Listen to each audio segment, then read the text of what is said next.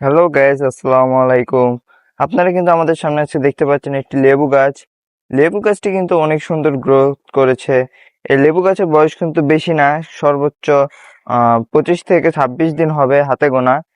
এই লেবু গাছটি কিন্তু অনেক সুন্দরভাবে আছে। এখন কিন্তু মাথা থেকে প্রায় বোঝা যাচ্ছে যে ফুল চলে আসবে এবং ফুল থেকে কিন্তু ফল ধরে যাবে।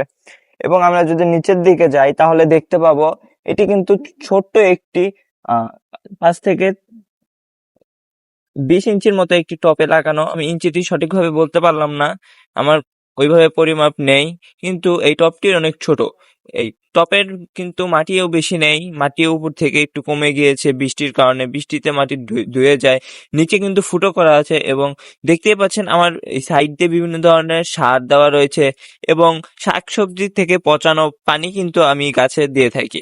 এবং আপনারা দেখতে পাচ্ছেন আমার গাছে তো একটি আগাছা রয়েছে, এই আগাছাগুলো কিন্তু আপনারা রাখবেন না। এবং নিচে গাছের ডালটা দেখুন কত মোটা, এবং এতটুকু গাছের এত মোটা ডাল কিন্তু সার দিয়েই করা যায়, কারণ সার একটি গাছের পুষ্টি বাড়িয়ে দেয়। এই পুষ্টি বাড়ার কারণে তার গ্রোথও বেড়ে যায়। আর আপনারা যদি এরকম সুন্দর লেবু গাছ গ্রোথ করতে চান তাহলে বিভিন্ন ধরনের সার ব্যবহার করুন। হাড়ের কুচি, শিংকুচি, জৈব সার এবং ঘরোয়া পদ্ধতিতে বানানো সার ব্যবহার করলেই কিন্তু আপনারা এরকম লেবু গাছ গ্রোথ করতে পারবেন।